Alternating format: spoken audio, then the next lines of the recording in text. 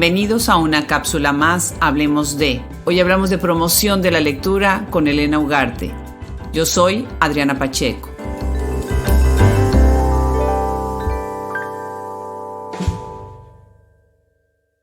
Hoy hablamos de uno de los temas más importantes en lo que respecta a animar a más niños a convertirse en lectores.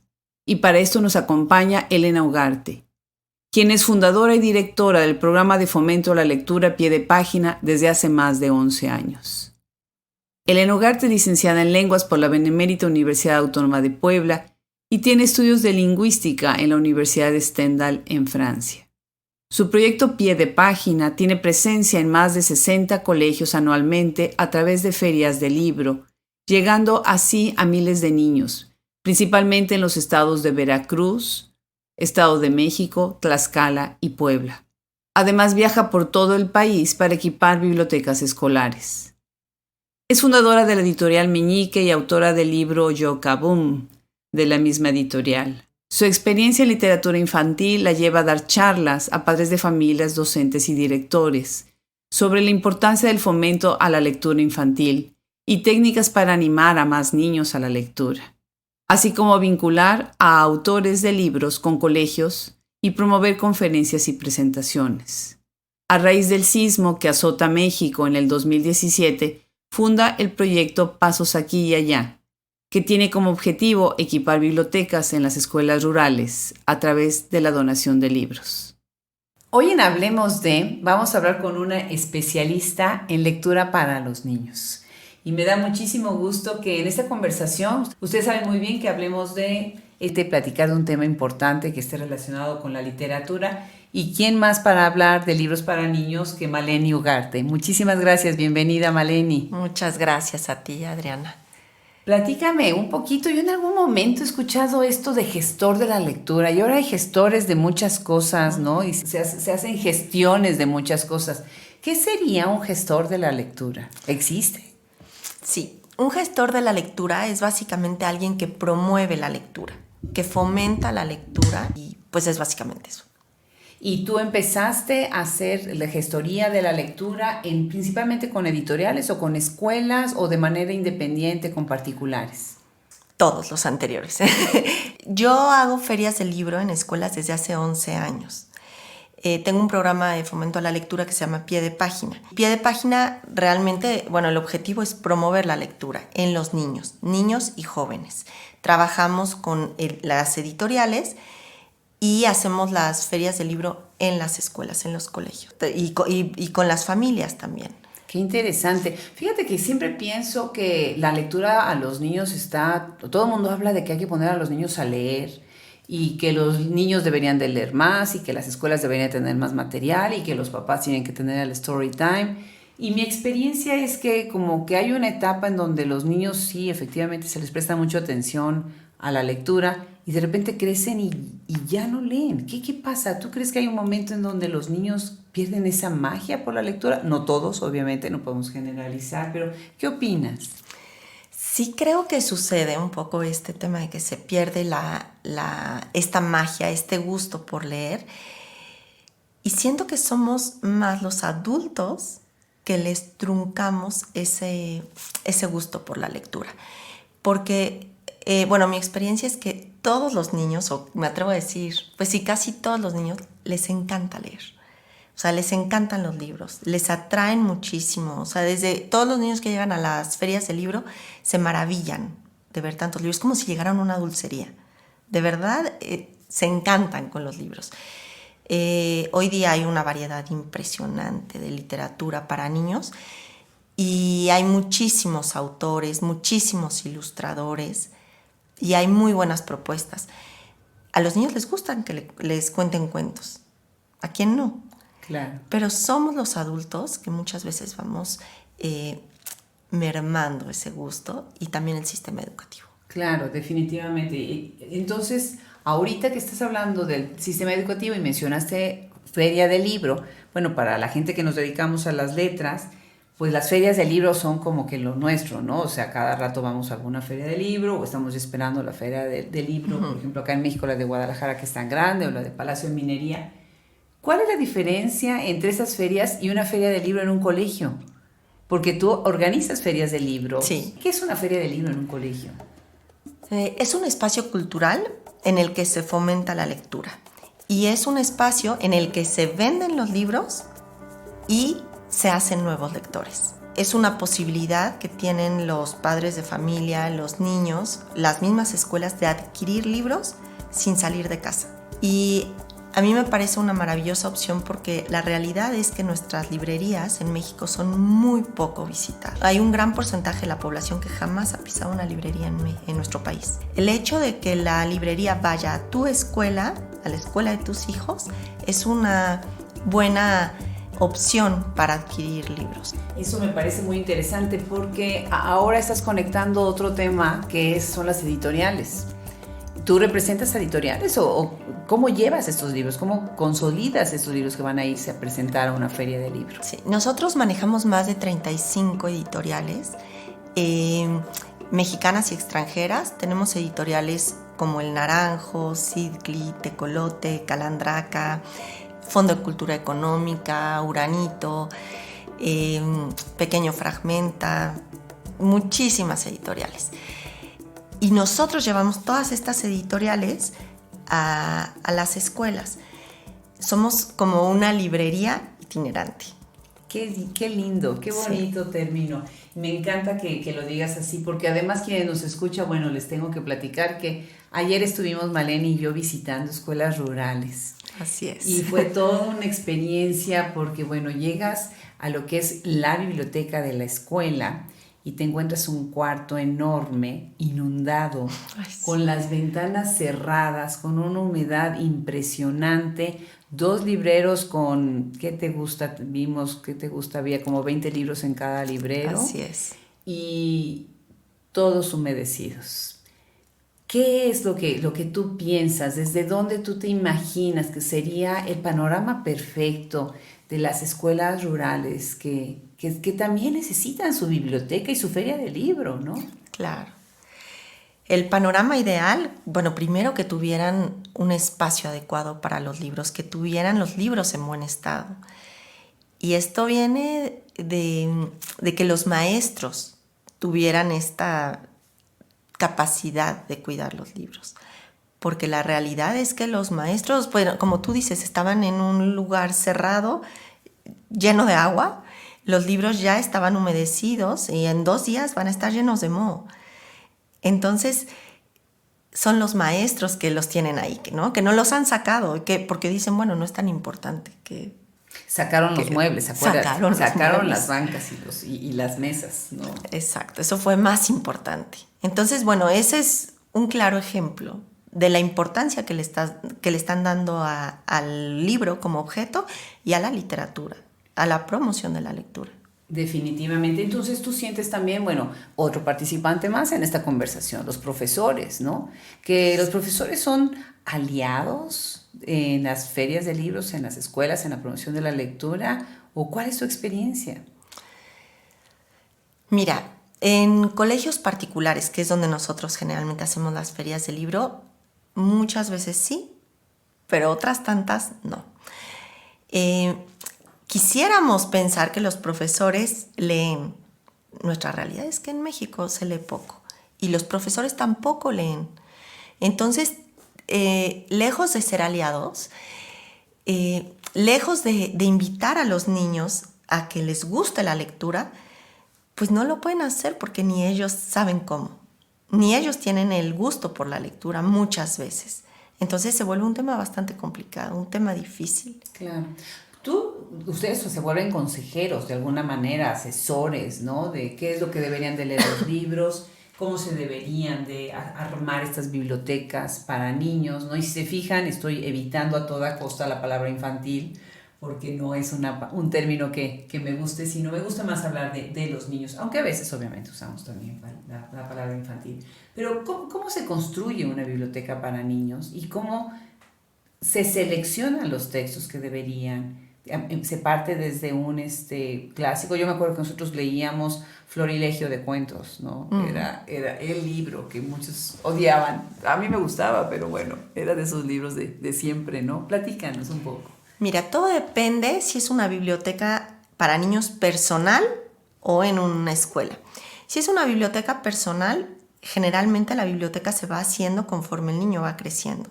Cuando es un chiquitín, pues son libros de tela, de cartón, a veces de plástico, con poco texto, con texturas, algunas veces con sonidos incluso. Y la biblioteca va creciendo conforme el niño va creciendo, idealmente, ¿no?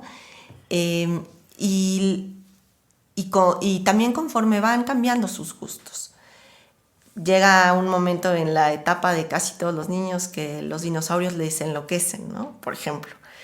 Y pues viene la colección de dinosaurios porque pues es lo que toca. Luego los animales, después viene la fantasía. Y idealmente en una biblioteca en casa va creciendo de esa manera. Lo ideal también es que haya libros de diferentes temas, autores, editoriales, y en una biblioteca escolar pues debe haber una gran variedad en cuanto a todos los temas. ¿Qué hay sobre los niños indígenas? O sea, ¿qué deberían de leer? Obviamente nos vamos a las leyendas, a las tradiciones, a su identidad, ¿no? Porque me imagino que el imaginario de un niño de ciudad, y no me imagino, esto es un hecho, ¿no? De un niño de ciudad y de un niño que crece en el campo, pues es muy diferente, ¿no? Uh-huh. El tipo de temas que van a manejar. En tu experiencia dentro de la promoción de la lectura, ¿tú crees que también hay textos para los niños indígenas que las editoriales están promoviendo también? Pues, ¿qué lectura deberían de tener ellos? Sí hay, incluso hay algunos libros en diferentes lenguas. Hay en totonaco, en náhuatl, en mixteco, libros infantiles. No hay demasiados, pero sí existen. Hay algunos que vienen incluso en ambos idiomas, vienen en español y en alguna otra lengua. Y el tipo de libro, hay veces que sí llega a ser diferente, que vienen un poquito más aterrizados a cuestiones del campo, por ejemplo. Claro, definitivo. Que yo creo que lo ideal es que no los marginemos aún más, que también en las comunidades rurales tengan acceso a los mismos libros que tienen en la ciudad. Claro, la imaginación de los niños es muy amplia, ¿no? Y tú eres licenciada en lenguas por la Universidad Autónoma de Puebla. Así es. Y tienes estudios de lingüística en Francia. Así es. Entonces tienes también pues el manejo de estos dos idiomas. Me imagino que ha de haber muchísimo libro bilingüe, ¿no? También los niños que leen en dos idiomas, en varios idiomas, ¿no? En tu experiencia en México se está pensando y se está trabajando traducciones o manejo de ediciones bilingües para niños. Bilingües no hay tantos. Hay, pero no hay tantos. Libros traducidos hay muchísimos. O sea, hay de los libros de los más famosos que leen los niños, los autores muchas veces son extranjeros. Claro, regresamos a los hermanos Grimm, ¿no?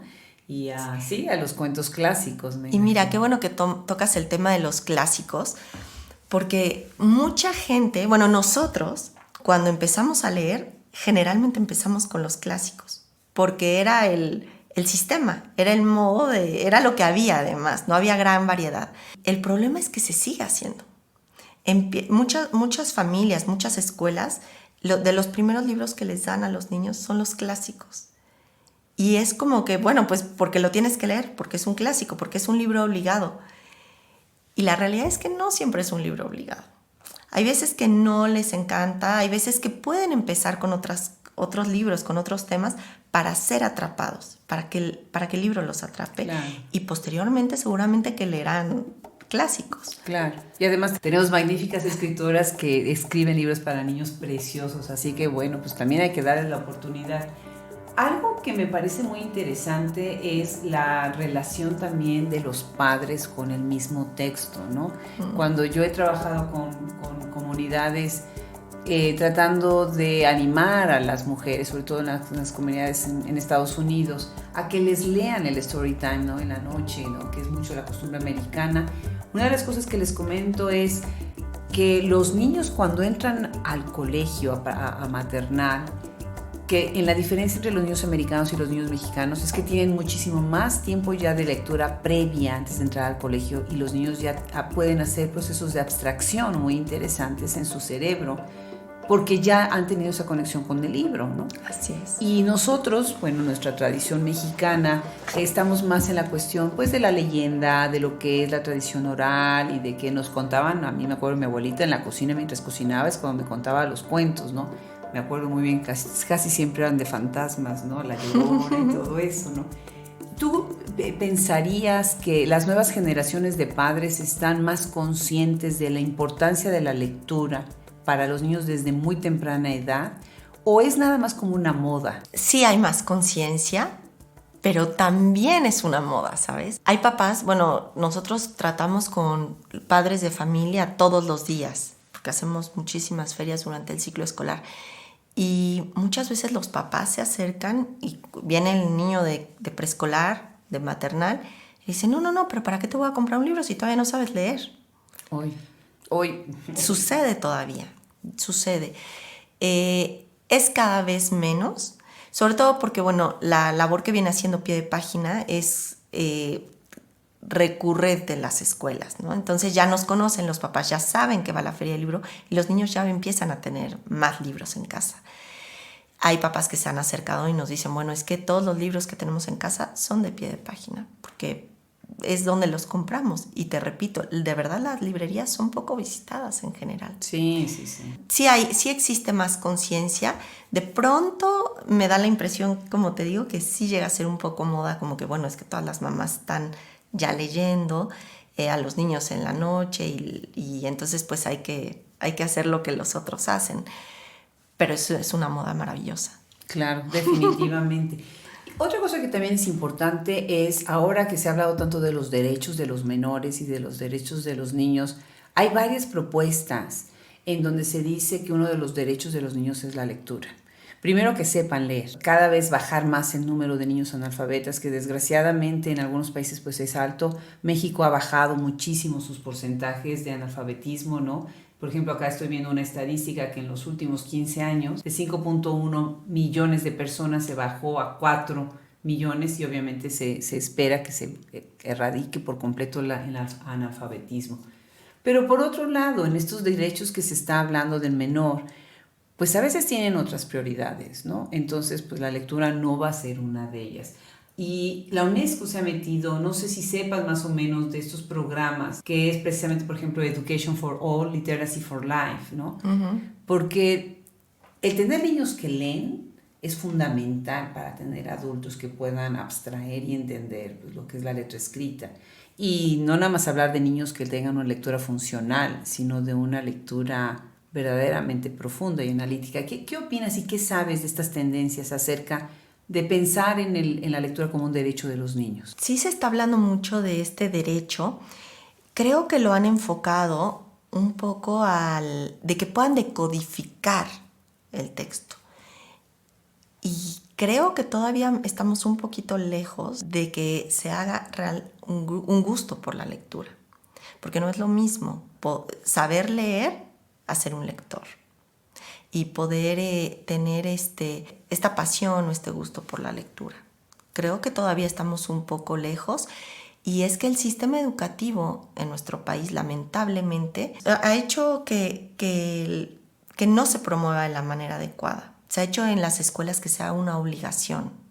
La SEP tiene este programa de contar las palabras por minuto. No, es que eso no, de ninguna manera te va a hacer una persona lectora. Claro que vas a saber leer más rápido, pero no existe ahí el gusto. No están fomentando el gusto por la lectura. Y lo importante es que se fomente el gusto por la lectura y solo se va a fomentar con el ejemplo y con tener libros. Claro. Las escuelas tienen que tener una buena variedad de libros, tienen que tener espacios adecuados, tienen que tener gente preparada también. Exacto. Y ahí es en donde yo, me quedé encantada con tu propuesta de pasos aquí y allá, que se me hizo maravilloso, porque ahorita que estás diciendo, pues la idea es que los niños tengan libros en las escuelas, porque si no los tienen, y eso la SEP hace un trabajo excepcional haciendo una distribución, impresión de libros, pero obviamente siempre hay carencias y faltan textos. Platícanos, ¿qué es Pasos aquí y allá? Mira, Paso aquí y allá es un programa que estamos implementando recientemente. La idea surge después del sismo del 2017, luego que, como tú sabes, hubo muchas comunidades que fueron pues devastadas por el sismo y las comunidades rurales fueron las más afectadas. Hubo escuelas que se cayeron. Entonces hay una organización que se llama México para Arriba que surge en Europa, en Viena, con chicas y todas mujeres, chicas de Estocolmo, de Viena y de Londres, que nos contactan a pie de página para unirnos en esta iniciativa de equipar bibliotecas rurales. Entonces hicimos una plataforma para que la gente pudiera donar libros en cualquier lugar del mundo y equipamos una primera biblioteca en Alpanocan, la Biblioteca Ignacio Zaragoza. Tuvimos muy buena respuesta, la verdad es que fue un proyecto súper bonito porque sobre todo eran mexicanos residentes en el extranjero que decían, bueno, ¿cómo ayudamos? Y estuvieron donando libros. Y hicimos también unos libreros para esta biblioteca, para esta escuela, porque pues no tenían ni libreros, y fuimos a darles una plática a los maestros. Pie de Página dio una plática a los maestros y a los directores de cómo fomentar la lectura, de cómo manejar los libros, porque bueno, no sirve de nada tenerlos nada más. Y fue muy enriquecedor. Los niños estaban encantados, todo el personal del colegio estuvo muy contento. Esta donación, llevamos los libros en enero de este año y bueno, ahora con este programa de Pasos aquí y allá estamos buscando equipar muchas más bibliotecas rurales a través de donaciones. Bueno, pues me parece precioso y bueno, tu idea va a ser llegar a muchas bibliotecas rurales haciendo como un piloto y después esto haciéndolo crecer. Así es. Me parece magnífico. ¿Qué te parece si nosotros pensamos, y qué les parece a quienes nos escuchan en este momento, si pensamos en un banquito? Vamos a poner esto en algo como visual, ¿no? Sentemos a los niños con sus libros sobre un banco y cada pata de este banco los profesores es una pata, los padres de familia es otra, las editoriales y los promotores de la lectura otra. Así es. Y con 4 patas sostenemos el banco que se llama lectura, ¿no? Y de verdad, si podemos nosotros trabajar en equipo, las editoriales poniendo su parte, los padres de familia poniendo la suya, los profesionistas de la enseñanza y los promotores de la lectura, vamos a poder cambiar muchísimo las cosas y crear una inercia, un momentum, ¿no? Para hacer que más niños lean, primero que aprendan a leer, después que lean y después que se vuelvan lectores, como tú dijiste. ¿Qué te parece, Marlene? Me encanta cómo lo planteas y la realidad es que es eso, o sea, somos todos los que tenemos que participar. El hábito de la lectura se fomenta en casa. Sí, la escuela tiene un papel bastante importante, pero se le ha dado mucha más como responsabilidad a las escuelas que la que realmente debieran tener. Claro. Es en casa, claro. Es en casa que se fomenta la lectura. Cuando mencionas casa, yo siempre pienso, bueno, es las casas de mujeres trabajadoras, de familias rurales, siempre están en mi imaginario, ¿no? Y la gente que tiene que estar sobreviviendo el día a día, obviamente va a tener que pone a un lado lo que es el ejercicio de la lectura. Sin embargo, yo muchísimas veces he visto en el transporte colectivo, por ejemplo, pues las mamás van leyendo y muchas veces pues en la noche tratan también de cumplir esa función. Ojalá en algún momento también nosotros podamos enfocar estos grandes proyectos de lectura a todas las capas de nuestra sociedad, en todos los aspectos, no nada más en lo urbano, sino también en lo rural. Y tu proyecto definitivamente va a abrir eso, subir al banquito a los profesores, ¿verdad? Porque muchas veces ellos también tienen una carga de trabajo tan grande, con grupos tan grandes de alumnos, que, como tú dices, a veces no pueden ni leer ellos mismos porque tienen su propia vida atrás, ¿no? Maleni, pues no sé con qué quisiera cerrar. Nos encanta esta conversación de algo tan fundamental que es la promoción de la lectura. Muchas gracias, Adriana. Pues mira, fíjate que sí me gustaría cerrar con esto, que las escuelas, y bueno, más bien las familias, lo que dicen cuando tú le preguntas a alguien, a algún papá, ¿por qué no leen? ¿Por qué no lees a tu hijo? Generalmente las respuestas son estas: por falta de tiempo y porque los libros son caros. Yo a veces doy pláticas a los papás en las escuelas sobre el fomento a la lectura y siempre empiezo leyéndoles un cuento. Cuando termino el cuento, les digo, ¿se dieron cuenta cuánto tiempo me tardé en leerlo? Y generalmente, bueno, se sorprenden al saber que son entre 3 y 5 minutos.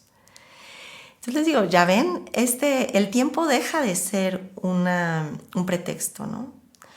Y el hecho de que los libros sean considerados caros en nuestro país también va muy de la mano con el valor que les damos. Hay libros de todos los precios. Y por supuesto que hay familias que no tienen ni siquiera un poco para comprar un libro, ¿no? Que tienen que decidir entre comer y el transporte y demás y comprar un libro. Entonces, pues al final la decisión es obvia.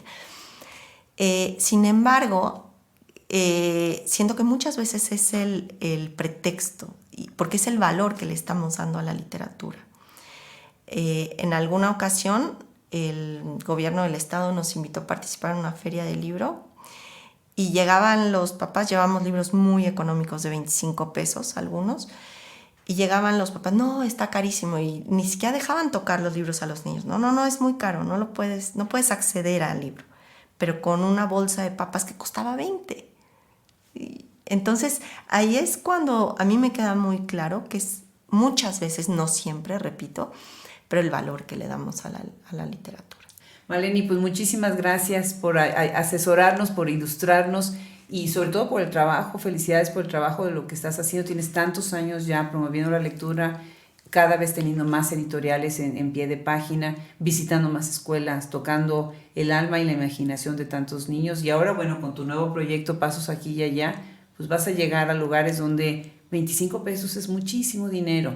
Y lo que se necesita es que la gente que sí puede donar 25 pesos, ¿no? O lo que sea necesario, lo haga, porque es nuestra obligación también compartir este gusto por la lectura a los que nos gusta leer, para entusiasmar a los niños a que entren, se suban al banquito. Claro. Te agradezco a ti, Adriana, el espacio y la enorme oportunidad que me das de llegar a mucha gente que escuchen sobre este proyecto y que hay gente que está haciendo cosas, ¿no?